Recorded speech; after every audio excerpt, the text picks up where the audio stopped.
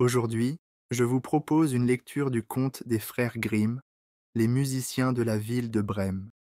Avant de commencer, merci de vous abonner, de liker et de partager pour aider la chaîne à grandir.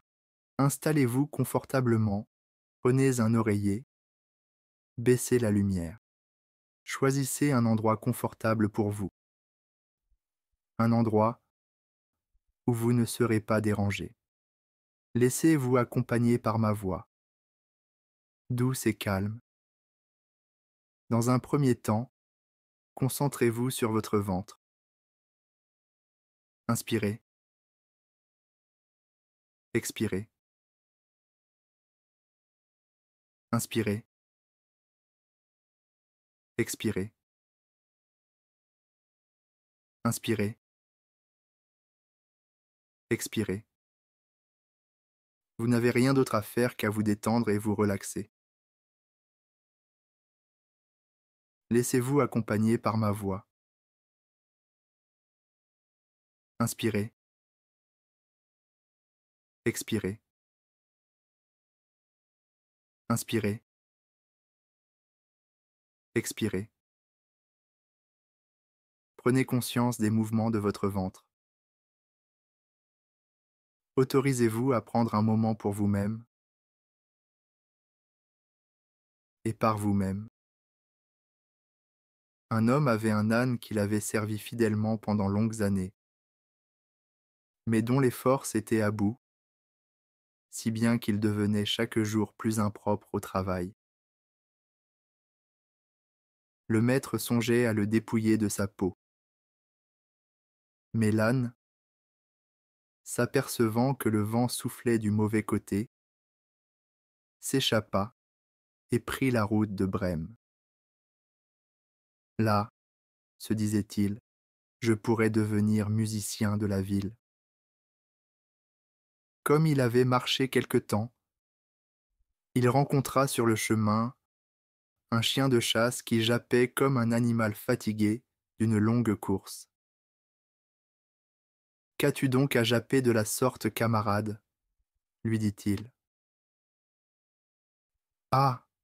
répondit le chien, « parce que je suis vieux, que je m'affaiblis tous les jours et que je ne peux plus aller à la chasse. Mon maître a voulu m'assommer. Alors j'ai pris la clé des champs. Mais comment ferai-je pour gagner mon pain ? » Eh bien, dit l'âne, je vais à Brême pour m'y faire musicien de la ville. Viens avec moi et fais-toi aussi recevoir dans la musique. Je jouerai du luth, et toi, tu sonneras les timbales. Le chien accepta et ils suivirent leur route ensemble.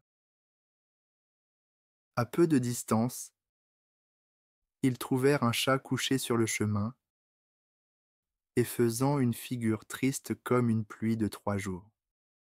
« Qu'est-ce donc qui te chagrine, vieux frise-moustache ?» lui dit l'âne. « On n'est pas de bonne humeur quand on craint pour sa tête, » répondit le chat, « parce que j'avance en âge, que mes dents sont usées et que j'aime mieux rester couché derrière le poêle et filer mon rouet que de courir après les souris. Ma maîtresse a voulu me noyer. Je me suis sauvé à temps. Mais maintenant que faire? Et où aller? Viens avec nous à Brême. Tu t'entends fort bien à la musique nocturne. Le chat goûta la vie et partit avec eux. Nos vagabonds passèrent bientôt devant une cour, sur la porte de laquelle était perché un coq qui criait du haut de sa tête. « Tu nous perces la meule des os, » dit l'âne. « Qu'as-tu donc à crier de la sorte ? » J'ai annoncé le beau temps, dit le coq, car c'est aujourd'hui le jour où Notre-Dame a lavé les chemises de l'enfant Jésus, et où elle doit les sécher. Demain dimanche, on reçoit ici à dîner la maîtresse du logis qui est sans pitié pour moi. Elle a dit à la cuisinière qu'elle me mangerait demain en potage. Et ce soir, il faudra me laisser couper le cou. Aussi, criai-je de toute mon haleine, pendant que je respire encore. Bon, dit l'âne, crête rouge que tu es, viens plutôt à Brême avec nous. Tu trouveras partout mieux que la mort tout au moins. Tu as une bonne voix, et quand nous ferons de la musique ensemble, notre concert aura une excellente façon. Le coq trouva la proposition de son goût, et ils détalèrent tous les quatre ensemble. Ils ne pouvaient atteindre la ville de Brême le même jour. Ils arrivèrent le soir, dans une forêt, où ils comptaient passer la nuit. L'âne et le chien s'établirent sous un grand arbre. Le chat et le coq y grimpèrent. Et même le coq prit son vol pour aller se percher plus haut, où il se trouverait plus en sûreté. Avant de s'endormir, comme il promenait son regard aux quatre vents, il lui sembla qu'il voyait dans le lointain une petite lumière. Il cria à ses compagnons qu'il devait y avoir une maison à peu de distance, puisqu'on apercevait une clarté.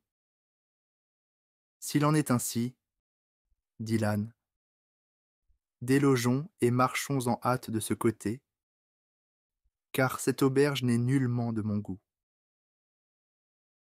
Le chien ajouta, en effet, quelques os avec un peu de viande ne me déplairaient pas. Ils se dirigèrent donc vers le point d'où partait la lumière. Bientôt ils la virent briller davantage et s'agrandir, jusqu'à ce qu'enfin ils arrivèrent en face d'une maison de brigands parfaitement éclairée. L'âne, comme le plus grand, s'approcha de la fenêtre et regarda en dedans du logis. « Que vois-tu là, Grison ?»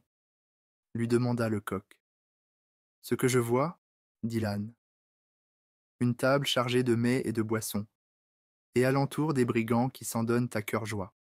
Ce serait bien notre affaire, » dit le coq. « Oui, certes, » reprit l'âne. « Ah, si nous étions là !» Ils se mirent à rêver sur le moyen à prendre pour chasser les brigands. Enfin, ils se montrèrent. L'âne se dressa d'abord en posant ses pieds-lots de devas sur la fenêtre. Le chien monta sur le dos de l'âne. Le chat grimpa sur le chien. Le coq prit son vol et se posa sur la tête du chat. Cela fait, ils commencèrent ensemble leur musique à un signal donné. L'âne se mit à braire, le chien à aboyer, le chat à miauler, le coq à chanter, puis ils se précipitèrent par la fenêtre dans la chambre, en enfonçant les carreaux qui volèrent en éclats. Les voleurs, en entendant cet effroyable bruit, se levèrent en sursaut, ne doutant point qu'un revenant n'entrât dans la salle, et se sauvèrent tout épouvantés dans la forêt.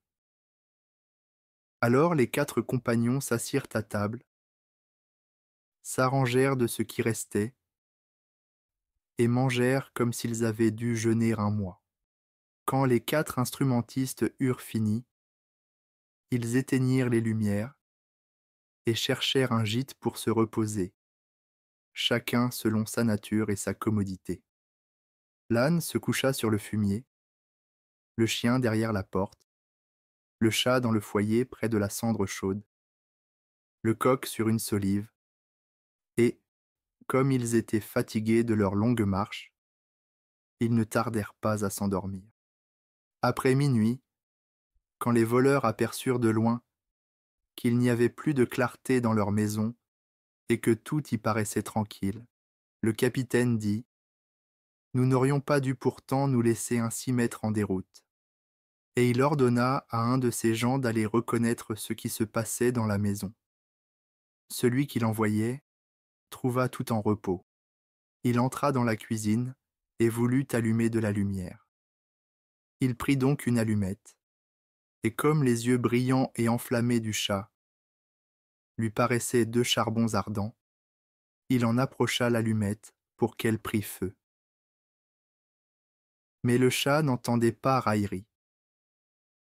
Il lui sauta au visage et l'égratigna en jurant. Saisi d'une horrible peur, l'homme courut vers la porte pour s'enfuir.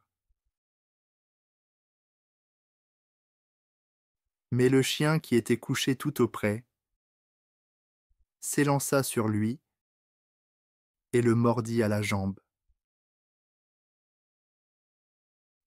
Comme il passait dans la cour à côté du fumier, l'âne lui détacha une ruade violente avec ses pieds de derrière, tandis que le coq, réveillé par le bruit et déjà tout alerte, criait du haut de sa solive.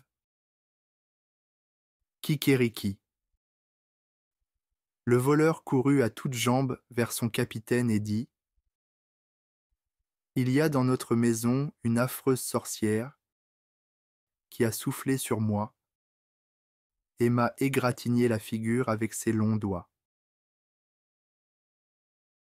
Devant la porte est un homme armé d'un couteau, dont il m'a piqué la jambe. Dans la cour se tient un monstre noir qui m'a assommé d'un coup de massue. Et au haut du toit est posé le juge qui criait : « Amenez devant moi ce pendard !» Aussi me suis-je mis en devoir de m'esquiver.